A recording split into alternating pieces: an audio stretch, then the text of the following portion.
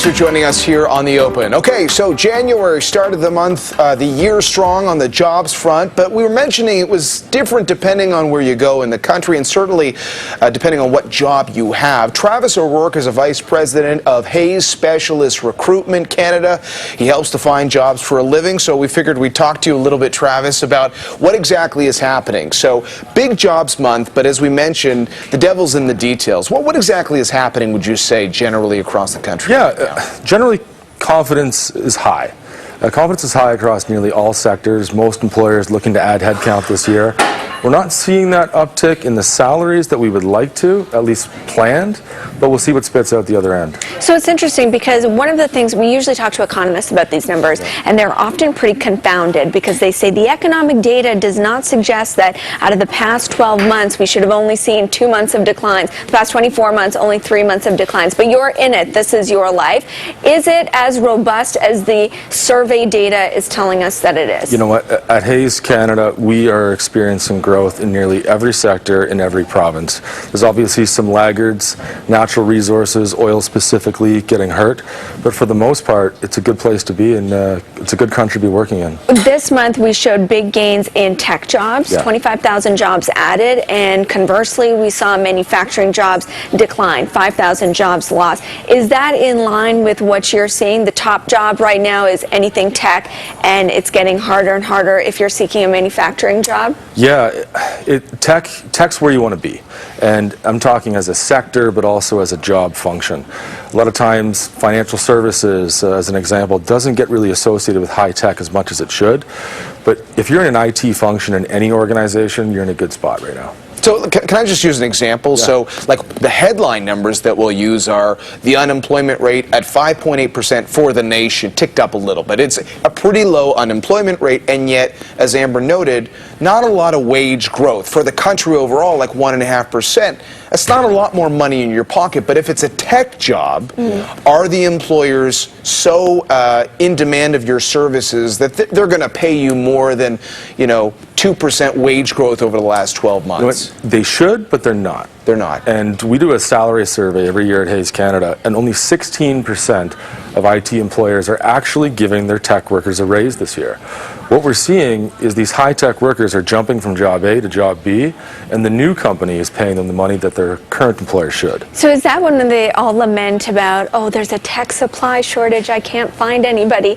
Are they really saying, I can't find anybody for how much I want to pay? No, you know what? They're out there because they're hiring them from their competitors. The challenge is they can't get the approval internally to give these big bumps to tech employees, because then you have to do it across the board. I see. So if tech is a strong point, we talked a little bit about manufacturing.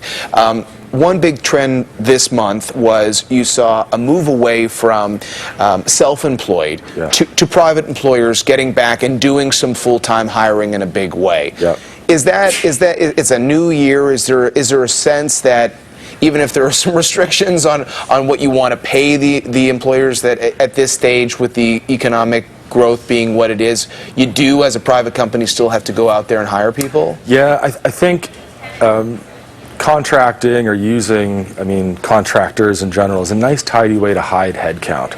So as you head through the last quarter of a year, when companies don't have that approval because it hurts the bottom line, contract goes up. January, February roll out, they make those perm hires. So those self-employed numbers we saw in December, that's kind of the contract story of the end of the year. Flip, yeah. Interesting. So that's like one of the under-the-hood dynamics. When we talk about tech, obviously, I would love a tech job, right? It sounds like I would be really in demand. I would ruin a company. I'd sort of go code this, and I would sink That's what I mean. I don't have the skills, and to get the skills is a huge ramp up. Whereas any other job, I could maybe learn retail relatively quickly. I could maybe learn manufacturing. Sure. I don't know if I'd have the physical strength to do it.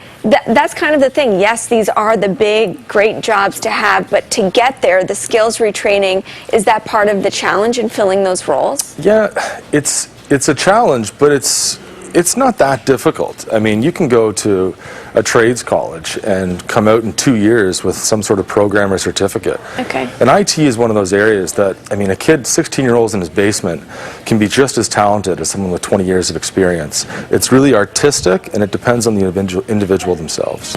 Wanted to just ask about different provinces. Yeah. We highlighted Alberta has been challenged because of the energy dilemma. What are you hearing, what are you seeing with respect to jobs tied to the energy sector and tied to Alberta specifically? Yeah, Alberta's having a tough go again, aren't they? It doesn't seem to be, even when oil's moved up considerable since where it was. The new projects aren't coming out as quickly as we'd like to, but natural resources as a whole, I think, does have a bit of a bright side. At Hayes, our mining division, which has traditionally been laggard down with natural resources, people are starting to circle. I wouldn't be surprised to see some shovels hit the ground pretty soon. And what levels are you seeing big upticks in hiring? Because you do all levels. Are you seeing growth in management ranks? Because it seems like as we read through some of the layoff announcements, companies are saying we're going to target management, that kind of middle level of management. Do you see that, or is it growth in all categories? Yeah, I'd say growth. And the numbers don't always reflect it, kind of at that lower to intermediate level. Companies wanting to add fresh blood, fresh ideas, and it's a lower cost workforce. Management is more right sizing and just looking for efficiencies in how they're running their business. All right, thank you so much for joining us. My pleasure, thank you. Travis O'Rourke with Hayes Canada. And we want to hear from our viewers as always. Well, I think Travis might give people an idea of maybe going out there and testing the waters. We put it as a poll question on our website. Are you tempted to seek a new job in the next year? Well, 59% of you saying no, 41% yes. But listening to Travis, if you're in the tech industry and you want that raise, Amber, sounds like you might